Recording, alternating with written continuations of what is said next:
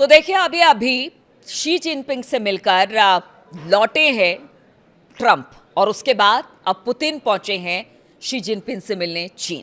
जी हां, नमस्कार, मैं हूं नीलू। तो पुतिन का भव्य स्वागत चीनी राष्ट्रपति शी जिनपिंग ने किया और इस दौरान उन्होंने ट्रंप पर भी निशाना साधा है। ये निशाना क्या है? ईरान युद्ध पर एक बड़ा बयान शी जिनपिंग ने दिया है। चीन के राष्ट्रपति शी जिनपिंग ने बुधवार को बीजिंग में व्लादिमीर पुतिन के साथ एक बैठक के दौरान रूस के साथ संबंधों की सराहना करते हुए उन्हें अराजकता के बीच शांति की एक शक्ति बताया है। और ये बयान काफी महत्वपूर्ण है। आप समझ सकते हैं, अगर शी जिनपिंग ये कह रहे हैं व्लादिमीर पुतिन के लिए कि अराजकता के बीच शांति की एक शक्ति, तो ये बहुत बड़ी बात हो सकती है।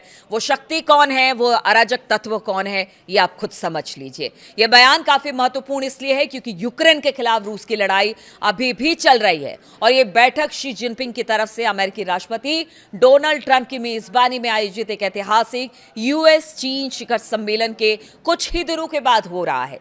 शी जिनपिंग ने बिगड़ती जा रही अंतर्राष्ट्रीय स्थिति की ओर इशारा किया और अमेरिका पर परोक्ष रूप से तंज कसा है। शी जिनपिंग और पुतिन के बीच Great Hall of the People में द्विपक्षीय बैठक हुई है। शी जिनपिंग ने कहा कि अंतर्राष्ट्रीय स्थिति उथल पुथल और बदलाव के आपस में गुथे हुए दौर से गुजर रही है, जबकि एक तरफा वर्चस्ववादी प्रवृत्तियां बेरोक टोक बढ़ रही है। और ये किसके लिए कहा जा रहा है, शी जिनपिंग ने किसके लिए कहा है, ये आप अच्छी तरह से समझिए। वर्चस्ववादी प्रवृत्तियां बेरोक टोक आगे बढ़ रही है। उन्होंने अमेरिकी विदेश नीति की आलोचना करते हुए बीजिंग की उस विशिष्ट भाषा का इस्तेमाल किया जिसे वो अनुचित मानते हैं, लेकिन फिर भी यह अमेरिका उसके वर्चस्ववादी नीति के लिए इस्तेमाल किया गया शी जिनपिंग की तरफ से।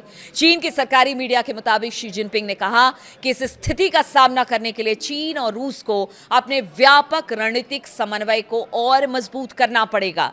अब देखिए, दो देश ऐसे हैं जो ईरान के साथ इस वक्त खड़े दिखाई दे रहे हैं, चाहे वो सैन्य सुविधाएं देने की बात हो या फिर ईरान के साथ मुखर होकर खड़े रहने की बात हो। चीन और रूस हमेशा से ईरान के साथ रहा है और इसी वजह से कहा गया कि अमेरिका की वर्चस्ववादी नीति किस तरह से दुनिया में उथल पुथल मचा रही है, ये शी जिनपिंग का कहना है। और इसीलिए ट्रंप को बार बार जो वो कहते हैं ना कि ईरान पर आज हमला कर रहे हैं, 1 घंटे में हमला कर रहे हैं, 24 घंटे में हमला कर रहे हैं, बार बार वो पीछे खुद हट जाते हैं क्योंकि उन्हें भी पता है कि अगर ईरान पर हमला हुआ तो जो चीन है या रूस है वो शांत नहीं बैठेगा।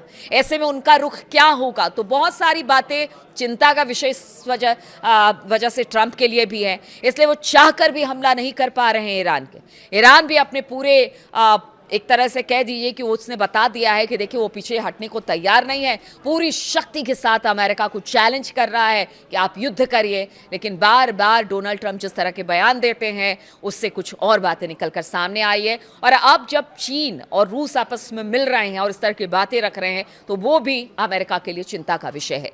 चीनी राष्ट्रपति ने ईरान के खिलाफ अमेरिका इजरायल युद्ध पर सीधे तौर पर बात करते हुए कहा कि इसका जल्द अंत होगा। ऊर्जा आपूर्ति, सप्लाई चेन और व्यापार में होने वाली बाधाओं को कम करने में मदद करेगा। शी जिनपिंग ने आगे कहा, युद्ध को पूरी तरह से रोकना जरूरी है, इसमें कोई देरी नहीं होनी चाहिए। फिर तो लड़ाई शुरू करना तो और भी ज्यादा अवांछनीय और बातचीत जारी रखना विशेष रूप से महत्वपूर्ण हो जाता है। यानी खत्म करना है आपको युद्ध तो आपको बातचीत करना होगा। हमले से कोई समस्या का हल नहीं निकलेगा, ये दोनों देश बता चुके हैं। और आज जिस तरह से मुलाकात हुई है, द्विपक्षीय बात हुई है, उसके बाद तो स्पष्ट तौर से चीन और रूस की नीति समझ में आ गई होगी ट्रंप को। आपको बता दें कि रूसी राष्ट्रपति व्लादिमीर पुतिन पिछले 25 वर्षों से देश के राष्ट्रपति हैं, यानी कि रूस के राष्ट्रपति हैं। और अपने इतने लंबे समय कार्यकाल में वो 25वीं बार चीन की यात्रा पर भी हैं। पिछले कुछ सालों में शी जिनपिंग और पुतिन ने व्यापार, कूटनीतिक और सुरक्षा के मामलों में अपने देशों के बीच तालमेल को काफी मजबूत किया है। इन दोनों देशों को अमेरिका के साथ साझा तनाव और एक ऐसी विश्व व्यवस्था को बदलने के लक्ष्य ने एक साथ ला दिया जिसे वो पश्चिम के अनुचित प्रभाव वाला मानते हैं। यानी दोनों देश मानते हैं कि अमेरिका जो करता है और जो कर रहा है वो कहीं से ठीक नहीं है। और यही वजह है कि दोनों देश, दो बड़े देश जो सबसे बड़े चैलेंजर हैं अमेरिका के लिए, वो दोनों अब साथ आने का वक्त हो गया है। शुरुआती टिप्पणियों में पुतिन ने कहा कि चीन रूस संबंध अभूतपूर्व रूप से उच्च स्तर पर पहुंच गए हैं और वो अंतर्राष्ट्रीय मंच पर स्थिरता लाने वाले मुख्य कारकों में से एक है। पुतिन ने अपने और चीनी नेता के बीच के गहरे निजी संबंधों का भी जिक्र किया और पुतिन का देखा है हमने कि किस तरह से वो अगर भारत के प्रधानमंत्री नरेंद्र मोदी से भी मिलते हैं तो एक गर्मजोशी के साथ उनका स्वागत होता है। उसी तरह से शी जिनपिंग के साथ भी उनके संबंध है और उसका जिक्र भी उन्होंने किया।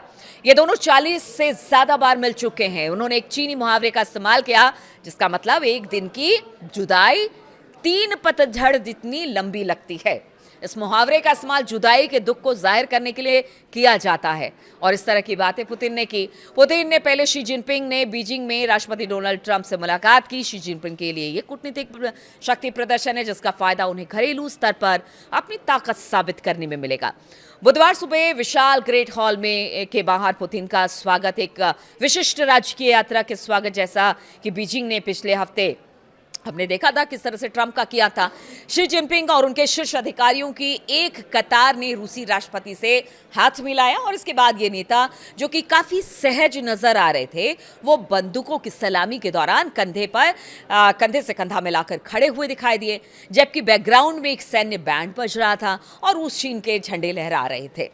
तो देखिए किस तरह से आप दोनों की जो ये बातचीत आज हो रही है वो बहुत मायने में ट्रंप को भी एक संदेश देने की कोशिश है कि आप जो वर्ल्ड ऑर्डर चेंज करना चाहते हैं ना, ऐसा होगा नहीं। अमेरिका जो वर्चस्व जताना चाहता है ना दुनिया में, वैसा भी कुछ नहीं होगा। जब तक रूस और चीन साथ हैं तब तक अमेरिका शायद कोई बड़ा कदम ना उठाए। और जहां तक ईरान पर हमले की बात है तो एक तरह से इनडायरेक्ट वे में कह दिया गया है कि देखिए युद्ध इसका विकल्प नहीं है। आपने जो अस्थिरता पैदा की है उसके लिए आपको बातचीत का ही रास्ता अख्तियार करना पड़ेगा और इस डोलती दुनिया को स्थिर करने के लिए आपको बातचीत ईरान से करनी ही पड़ेगी। अब देखना होगा आगे और किस तरह की बातें इस यात्रा को लेकर आती है, इस पर मेरी नजर रहेगी। बहुत बहुत शुक्रिया मेरे साथ इस वीडियो में शामिल होने के लिए।